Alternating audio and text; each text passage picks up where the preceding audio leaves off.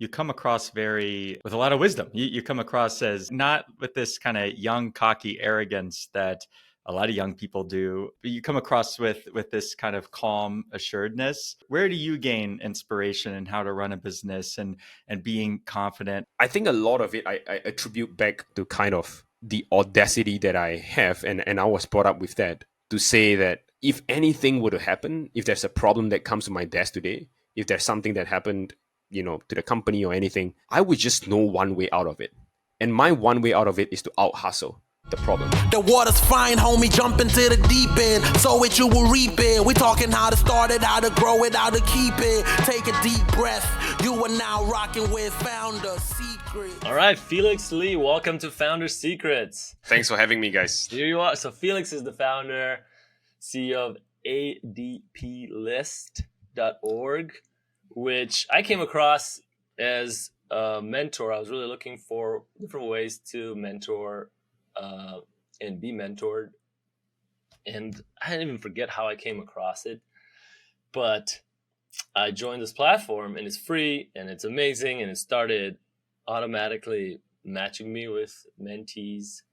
And one of them was in Romania and he gave me like a really nice review after. It just like had this like full of positivity. And then they have events all the time, all over the world, but now one in New York. So then I started one in New York. So I became like a super fan of this of this platform.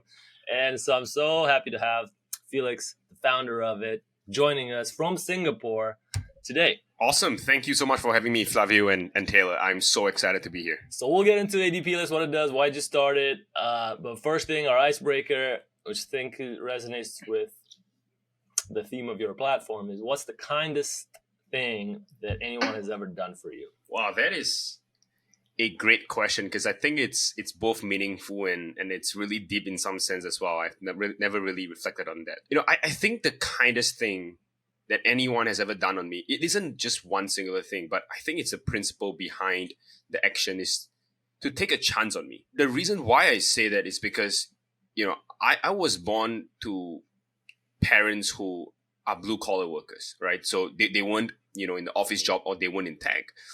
And they were hard workers, you see. And we grew up in the humble beginnings here in Singapore. Growing up, I was a very young, ambitious kid just going around and saying that, hey, I'm going to change the world someday. I'm going to create something exciting. And no one really believed in me. No one really kind of, in that sense, gave me an opportunity to be myself or just to be in front of the stage.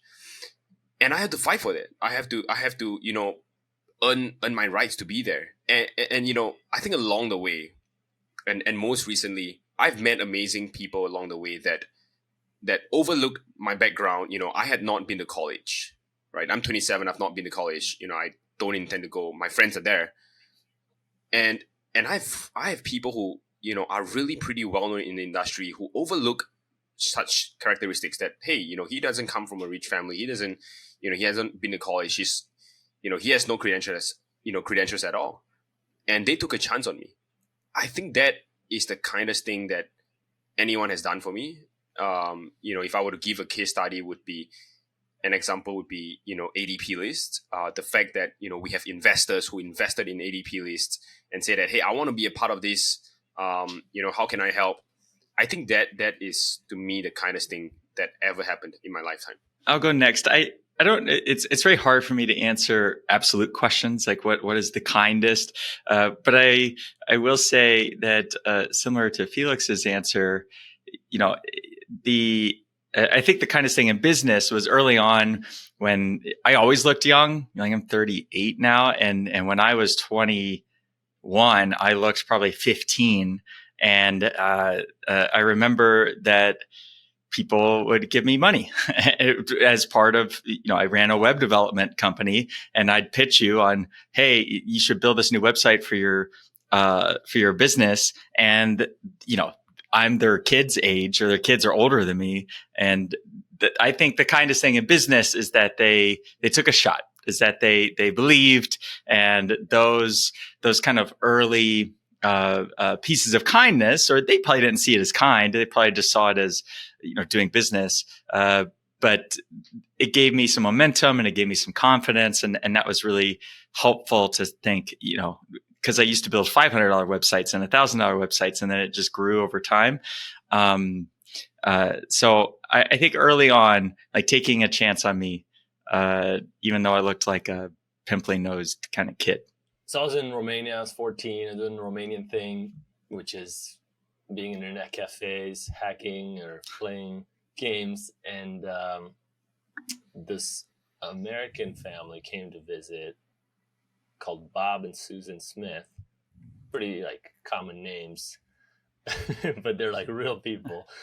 And they just took such a interest or wanting to help me succeed in my career, and they make a longer story short is they enabled me to come to the US and study here, and that turned into building a company here, and so now I'm here, but it wouldn't have happened, all of it, without them. And they really did it with nothing in exchange. Like, they didn't want anything in exchange, whether it's like money or anything, which I was always raised that there's always a transaction between like people, and it's just mind-blowing that like somebody would do something without wanting something in exchange. Yeah, they're very special people to me, and they're coming to visit this weekend. So there you go. My mind.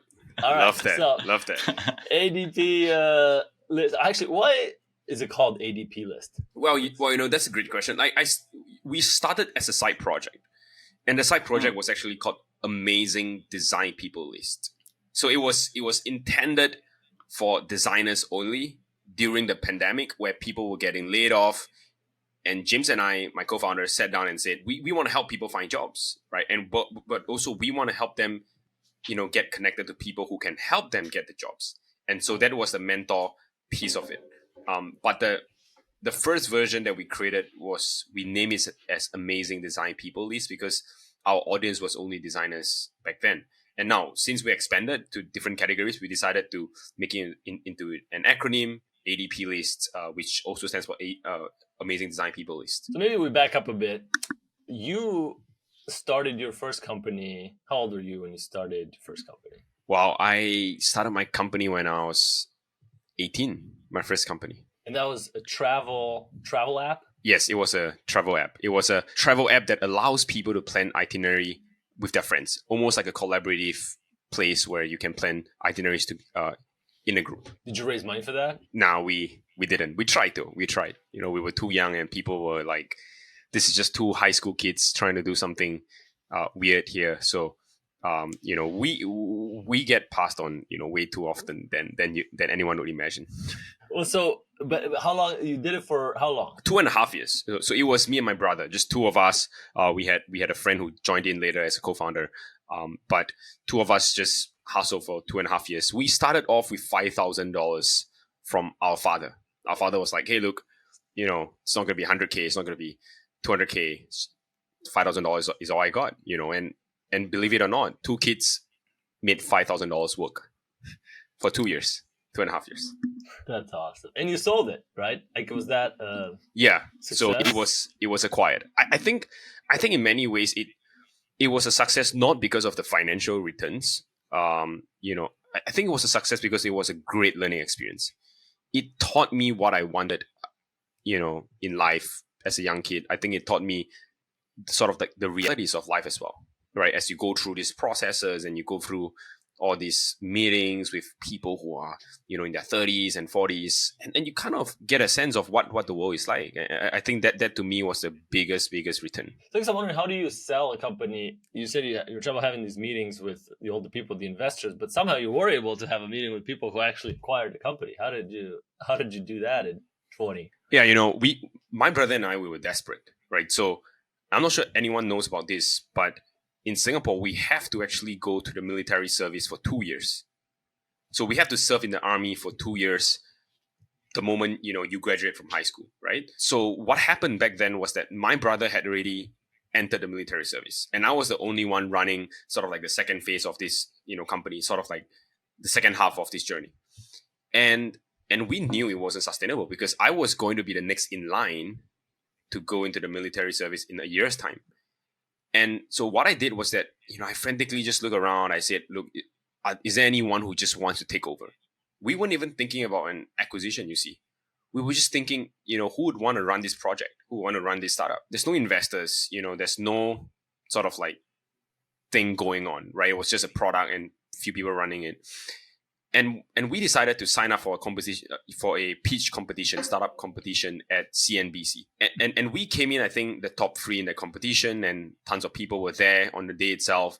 And a couple of folks reached out to us and said, hey, we would love to kind of meet you back in Indonesia. Would you be able to fly down? We're going to pay for the flights and accommodations and everything, but we would love for you to fly down, meet our board, share about your product, and let's take it from there, whether it be the partnership or something, along those lines. And what we realized was that, hey, when I was there, when I pitched that, the conversation just immediately went to, hey, would you guys want to be a part of us? And for me, I think it took a while for that to sink in, because it was the first experience. It didn't have much sort of thoughts going on. But I came back a few weeks later and I said, yeah, why not? Let's do that together.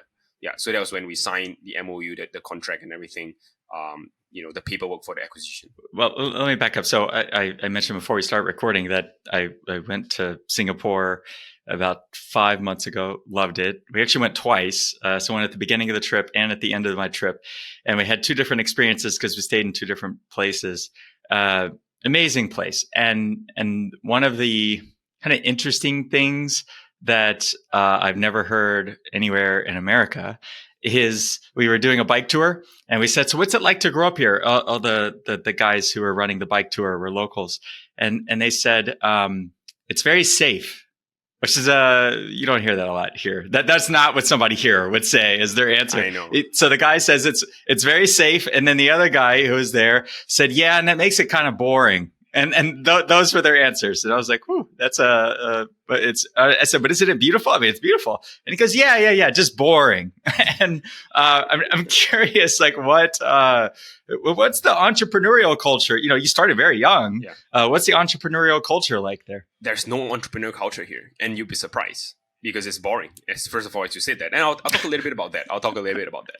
So Singapore today is one of the richest countries in the world. I think people know that. And it's also one of the most expensive countries in the world, alongside with New York, probably a little bit more than New York today. And it's also one of the safest country, the cleanest country, the most educated country. In fact, Singapore has the highest IQ on average for the citizens. Now, you would think that such a country with great governance, with great citizens, smart people would almost be like the Silicon Valley of Asia, but it is not. It is like the complete opposite.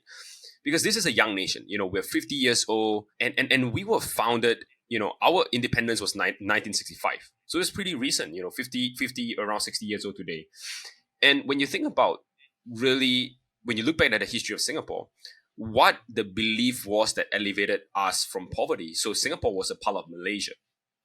And what elevated us as a nation after our, separation from Malaysia was that our prime minister had then believed that, that education was one of the most important things. That if we were to leave ourselves out of poverty as a country, education was the most important thing. Now, education also means taking exams and doing well in exams, I would say like a typical Asian kid, right? And so we did that. And I think that created a culture of, you got to pass your exams, you got to get good grades, and you just got to go to school, do well in school, and then get a good job.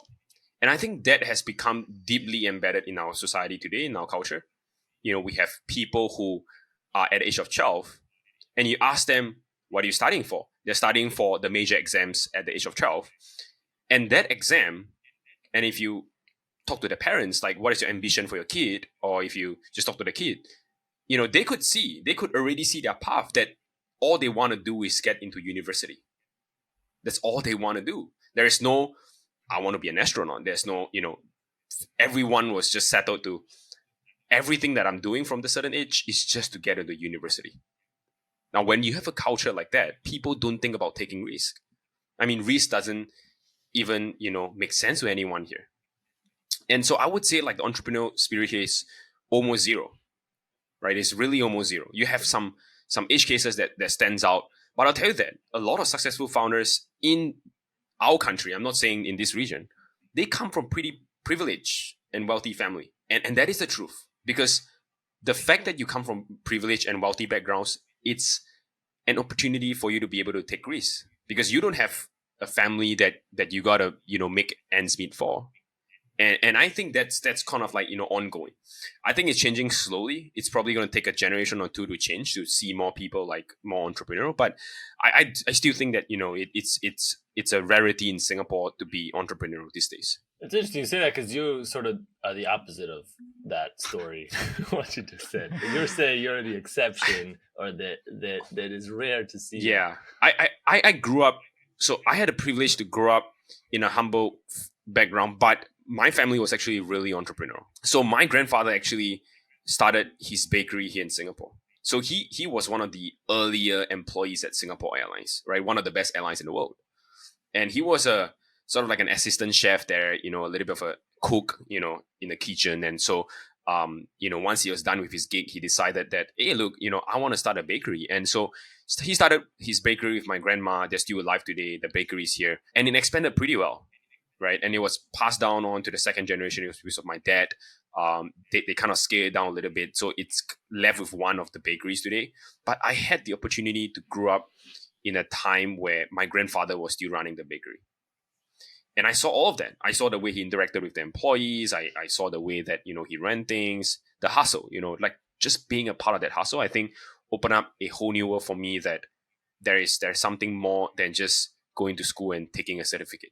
And because I grew up there, I practically grew up there. I go to school and I go back to the bakery because there was a place to sleep, at the bakery. So I was just going from school and back to the bakery. And that was my childhood. Where'd you learn the sense of community? It seems like this is important to ADP List. And I think what's unique about ADP List in a lot of ways, there's other mentorship platforms and matching platforms, but they kind of come across as like, well, there's a paid tier. Like eventually, like money comes in somehow where you have to pay to play. And at least with ADP List, it seems like, it's all free. And you feel like quite an extensive product that I haven't paid anything for. I don't know the people I've mentored, I don't think I've paid anything for. I'm sure we could get to the money part eventually, but first I just want to talk to, like, why is that community? How did that become important to you? Why did you choose to do it? Oh, that's a great question. This would sound really controversial to what we have built and what we have seen so far. Is that the idea of community, or the idea of knowledge sharing and everything that we have built at ADP was never really a part of, I think, my growing up, or it was never really a part of me as a person. But I think what really happened with ADP List was a series of events that made me realize the power of community. And the most powerful thing that I've learned, and that's why we prioritize community, is the fact that, there are a lot of people like myself when I was younger who cannot afford anything. The fact that you have to walk into restaurants, or you got to walk, or in the sense of the internet, when you go onto a page, the first thing you look is not the functions, because you probably already know the functions. The first thing you look is the price tag. And I think there's a lot of people like that, like me. And so when I look at that, I say, I think there is a different way to do that. There is a different way to run a platform like ADP List. I think for decades, probably our competitors have run it the way that they think it should be, which is like the Uber, Airbnb type of model where you pay by per conversation. But let's be real, Airbnb and Uber has a different use case. The fact is that people has been paying for taxis and hotels for the longest time in their entire lives. But so people are used to that. From a human behavior perspective, people are used to paying for that. Now, when you look at mentorship, people are not used to paying for that because there is no tangible returns from it in that sense. If I pay for a taxi, I know I'm getting to my destination. That is my tangible return from a product and service perspective. Now, if I pay for mentorship, there is literally no tangible outcome that I can get. No one can promise that. Not even the mentor can promise that, or they should promise that. They shouldn't. And so when I look at that, I say, when we break things down from a first principles perspective, I think people are not used to paying for mentorship, so there is a reluctance in paying. That's the first thing. And the second thing is that the prices are just too high. You're paying $100, $200 per hour. And the fact that people are not even used to it, is this even a sustainable business? And so that was when we realized that, hey, look, let's try a different model. And let's try the social networking model. The fact that people are used to it, the fact that people are used to sharing with one another, let's do that. And that boils down to the next step, which is, how do we do that? I think we do that by building a community who really cares about one another, right? To really cares about people around them. And so that's why the idea of community came up, that, hey, we should prioritize this. We should invest a lot back into the community. And so we put that back. And I think the last thing I would say to this is that while community is not top of mind for me, I think my personality as a founder has naturally created that field for community to be built on top of. And what I mean is that because I'm someone who loves talking to our users, our members, our mentors. And you reached out to me and said, hey, look, can we do a podcast? I said, yeah, why not? I reply on Slack. I'm everywhere. I'm literally, giving my emails out to everyone. So I'm open like that. I love to talk to people. I love to listen to them. And so I think that is the foundation in which the community had a good space to start on. Whereas if you look at different founders, they're like, I'm going to focus on coding, or I'm going to focus on just metrics every single day. It's a different strength, I think. And that's why you see community being a huge thing as ADP list. I think if you look at, so if you go to your website, right, you say book and meet over 25,000 mentors for one-to-one mentorship. It's a very clean design. It's a very nice design, a lot of social proof, great site. And I think that somebody could look at this and say, and kind of fast forward to where it is now. But there are tons of these community sites and tons of communities that never get off the ground because there's a classic chicken and egg problem at the beginning where you kind of have this two-sided marketplace of you need mentors and you need mentees, and you need people like Flavio to feel good about the kind of mentor experience, and you need the mentees to feel good about it. And that forgets the whole money side of the equation, but really it has to be a good experience for these two parties. And there are plenty of these websites where when you show up and you type in, you're like, oh, I want to get better at sales. And I type in sales into that box, and none of the mentors look any good, and the person never comes back ever. And so my question is, how did you build that community at the very beginning? Not today, because today it's probably easier. You have momentum and you have money and things. But how did you do that at the very beginning to where those mentors early on really were excited and the mentees felt good about that? Because that almost seems the hardest at the very, very beginning. I would say that the first thing that we done extremely well was the fact that we didn't take it seriously when we first started. As we talk about, this was a side project.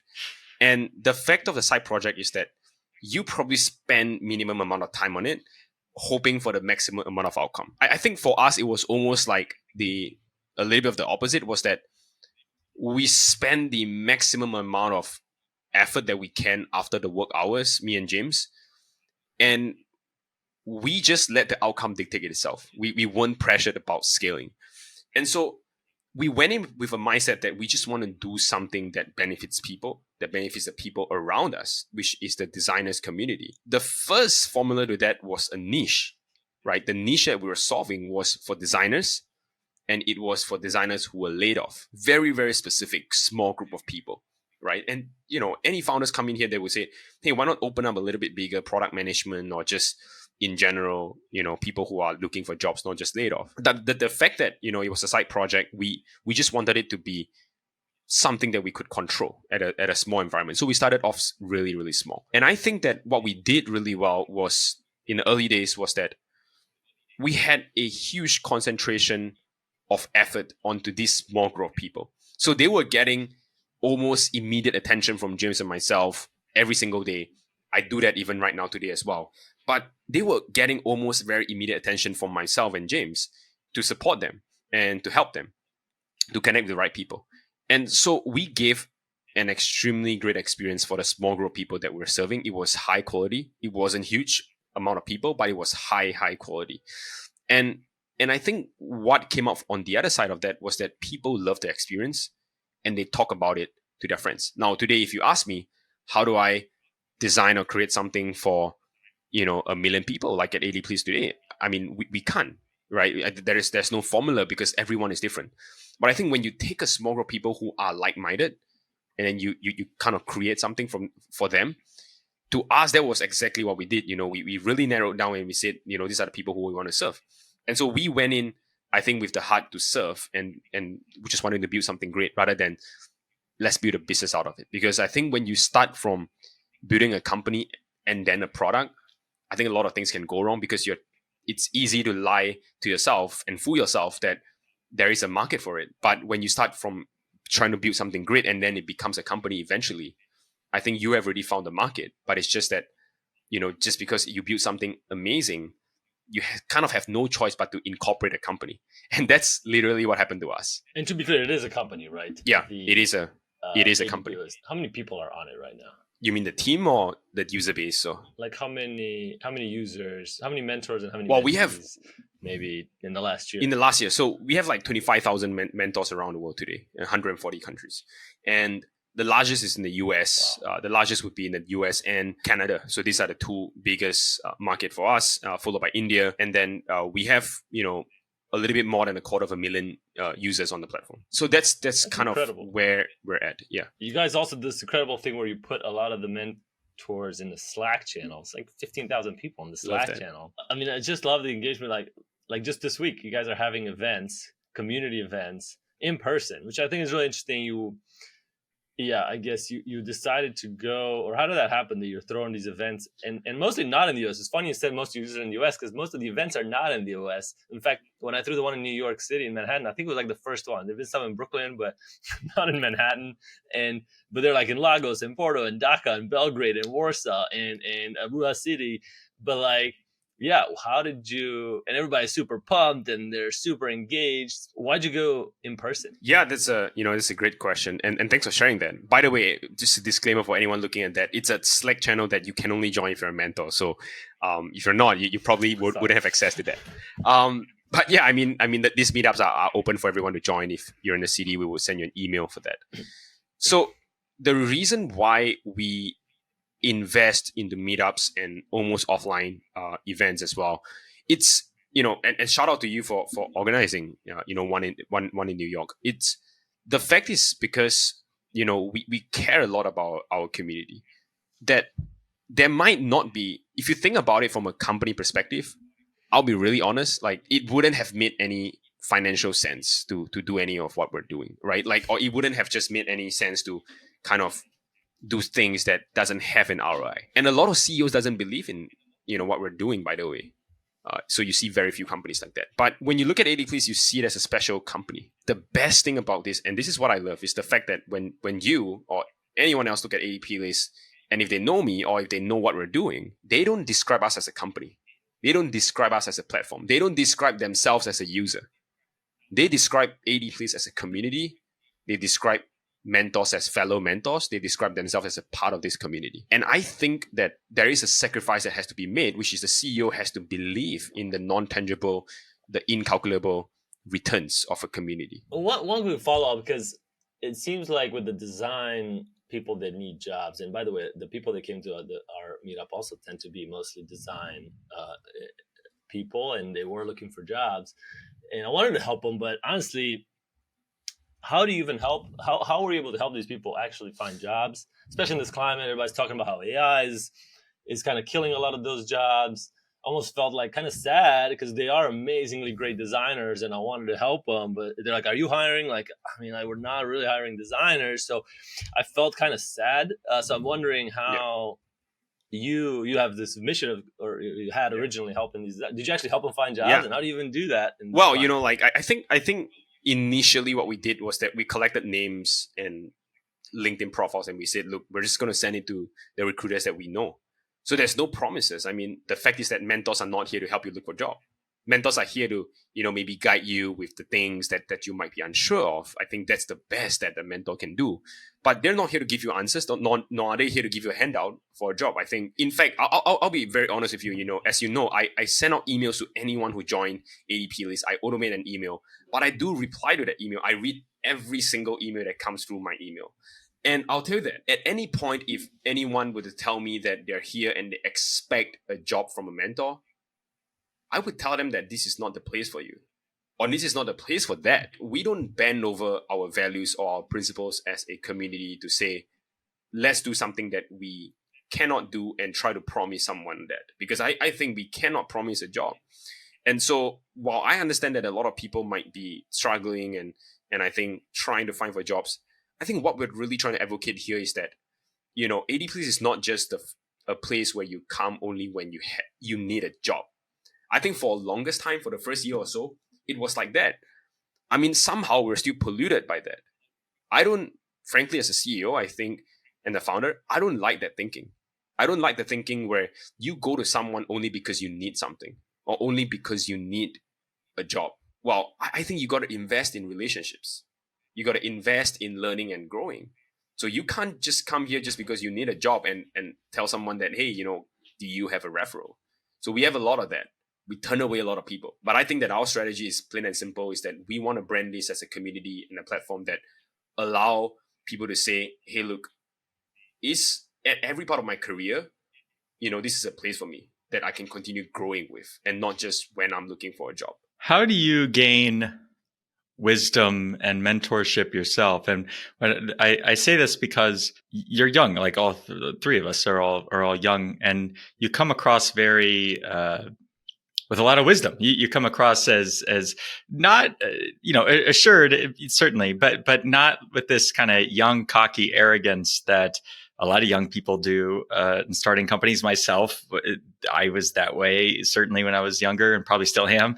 But you come across with this kind of calm assuredness, and I'm curious where do you gain inspiration in how to run a business and being confident in these, around the community, for instance, like you're building this community and it's much larger than just you. And so where do you gain mentorship, or where do you gain that kind of experience and expertise? Well, that's a really good question. And I'll start off by saying that if anyone got to know anything about AD Place, is that this is a global platform that is run by 9 people right now, just 9 people. And when you look at that, a company who had raised a mere $1.3 million in pre-seed round back in 2021, and we're in 2024 right now, so it's been about 3 years. I think any companies who had raised the amount of money that we had, I think would probably had died right now.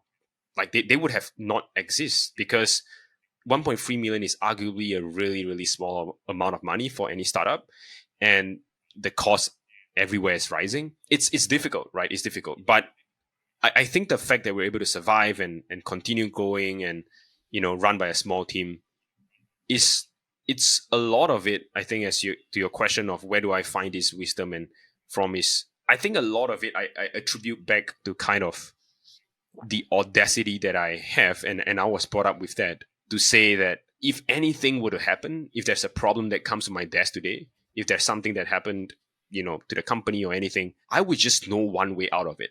And my one way out of it is to out hustle the problem. And that frankly, I'll be very honest with you, that frankly is my mindset, right? I think whenever something comes to my desk and it's tough, I say, it's not going to be here permanently. This is not a permanent problem. It's going to, someday I'm going to look back at age 80 and say that, okay, this is not, this is a small part of life, right? So I kind of look at from a very long-term vision perspective, but I also kind of look at that and say, I'm going to outwork that problem and it's going to be solved. And so a lot of that wisdom come from the fact that I have seen how hard work has permeated throughout my life and brought me incredible results. So, for example, when I was a student, I wasn't best student in class, and it was up until the final year when my teacher had said to me, Felix, if you're not going to start studying for exams, I don't think you're going to make it to the next, school. And so I was like, wow, I got to study. And I just put in tons of work. And by the end of that, I became the top scorer of my school, not just my class, my school.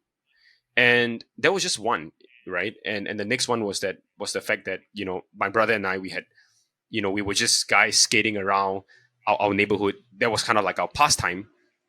And we eventually made it into the national team, competing on behalf of our country in that sports internationally.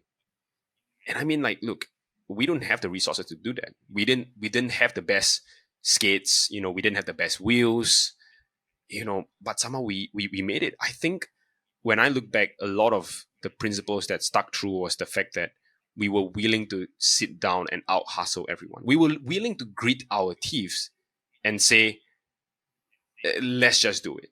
Let's just do it. And I think if you ask anyone in my family, we probably have that, just because we grew up in the way that we had grew up. So when I look at a competitor, or when I look at something, like an external factor, I love that. I usually love that, because I know that a lot of people out there are pretty soft, in the sense that there's no offense to anyone, but I think a lot of people are very soft. And I look at it and I say that, well, I know that you're going to give in someday. I know that you're out Saturdays and Sundays, probably with your friends or hanging out with someone else. But I'm going to be out here outworking you every single Saturdays and Sundays. I'm going to see how long you can keep that up for. And I think it's that mindset that I think where the wisdom came from. It was a lot of experiences that happened in my life. Yeah. I love how you said that you look at a problem and when you're 80, is it going to seem like a big deal? And I think that's very Singaporean of you, because the life expectancy in Singapore is 84, whereas in US it's like 74. So we don't even expect to make it to 80. So look, in your wildest dreams, talk about, where do you see ADP List go? And obviously at some point it does have to make money. You can't just hustle and grind every penny forever. So I guess I'm wondering, in your wildest dream, how do you envision this actually, scaling and financially succeeding, or what does that success mean for ADP List? I'll say one thing first, and then I'll talk about the ideal situation. So I think the one thing that comes to my mind was, and probably a lot of founders, I think Taylor, you probably maybe think about this sometimes as well, is that, what if it doesn't work out? I think that question comes more often than we would like, is what if it doesn't work out? What would happen to my, to my partner, to my family, or anything that I might have? I mean, I don't have a family right now, but, a lot of this question comes because the fact is that there is a certain level of societal expectations that you get a house, you get a rent, and, you buy cars and stuff like that.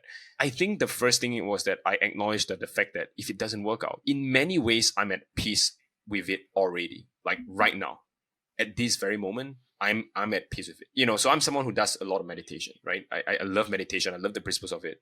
I think the main takeaway from meditation is that nothing in life is permanent. Not the joy, not the pain.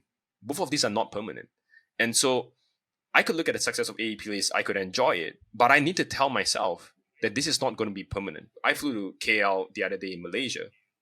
We had like close to 300 people showed up for the event. And, I felt like a rock star. But for that very fact is to also say that I'm only human and that this is not permanent. And so I think when I look at these things from a success perspective or from a failure perspective, I know that none of these are permanent, and I am actually with peace at it right now. So I think that is to start off this question. And the ideal state for ADP is, I think, is to be a part of one's career ecosystem in their lifetime, right? So what I mean is that you go to LinkedIn, that's probably where you kind of network for jobs. I think what I want ADP List to be and what it means for the world is that people can come here and network for knowledge, to grow better, to grow, in fact, to grow with one another and to grow on top of each other as well, right? And I think that to me is the ideal state of how ADP List should become, and hopefully it becomes a part of someone's life as they grow in their career, not just whenever I need a job. I think that to me is the most ideal state of ADP List. It really comes through, actually. Somehow that feeling comes through the product as well. It's incredible how you have been able, I think it's what gave me the confidence to put more time into it, where I usually don't fall for investing time in random platforms I come across. So as we wrap here, this is incredible. Let's do a little quick hack or inside tip, any one or more that you've recently maybe used or discovered that's helped you in your life. Do you have one, Felix? Well, he can go last. He can go last. You'll go last. You'll go last. So this is a hack that I started during the pandemic, and I was thinking about things that give me joy. So I got the flu a week ago. That does not bring me joy. That was not the positive part. Because I am I'm at like 90% now. But what I recognized is that over the last 8 days ish, I haven't been able to do my walk. So during the pandemic, I started a 3-mile walk. I used to live in lower Manhattan. So I started this walk around the rim of lower Manhattan, around Wall Street. And it was very historic. It's very historic down there, a lot of history. And it and during the pandemic, there were no people down there. And so it gave me a lot of peace, and I loved it. And then when we moved up here, now we're further north of Manhattan, and I'm on the west side. And when we moved, I was like, I got to find a new walk. And so I started a 4-mile walk up here, and that's my hack. So my hack is, it's the same route. I see it out my window right now. I walk all the way to the river, and then I walk all the way up the river. It's very peaceful. I go up about 2 miles, and then I turn right and come down a different route. And that 4-mile walk takes me about 77 minutes. So it's almost precisely the same amount of time every single time, because there's no roads or anything. It's just it's inside of a park. And I get a lot of joy and calm and peace out of that, because it's so reliable and because it's so consistent, and also because of the same, like, I could see things change as I walk along. The leaves change. It's beautiful, but also a lot of things just stay the same. There's water the whole way I'm walking, and the water's always there, right? The boats are always there, and it just gives me a lot of calm. And I also listen to podcasts when I'm doing it. But I bring it up because in the last 8 days, I haven't been able to do it. And it has a noticeable impact on how I feel. So I know that when I go on my walk, I feel more calm, or I feel more at peace, and or I get more hyped up. Sometimes it hypes me up, like it gives me different things. And so my life hack is a long walk. I'd say at least 2 miles, but I do 4, a little over 4. Highly recommend. And I get a notification when Taylor on that. So I can tell you haven't been doing it, and I was going to ask you about it. So my hack is little gifts. So tomorrow is the first day of March, Mărțișor in Romanian. It's like a special holiday where you get these like little like trinkety, like you see this on the camera, like a little flower sort of pin in the spirit of welcoming spring. And it was the first year I'm doing it with like, these are legit Romanian Mărțișor. Last year I did it with stickers. But what I found was that these little gifts, and you give it to all the friends, they're women in your life. But I just found these little gifts actually make like a big impact on people. They're like these little things that show someone like, hey, you thought of the other person as another human, and you took an action. It's like a small thing, not like a huge gift, but like something very small. It gives me a lot of joy, but also other people I found really, really appreciate it too. And it just strengthens a friendship more than I feel like a lot of other things that would require a lot more time and thought. And so that's my hack. Well, thanks guys for sharing, Taylor and Flavio. That those are amazing. I think mine would be, more of a mindset that I think could help a lot of people here. And I wanted to kind of show it on my book, because a friend of mine gifted me this book, The Daily Stoic. And I love it because it really kind of keeps you, based in that sense. And I love this from February 9th. It's the title goes something like, it says, you don't have to have an opinion.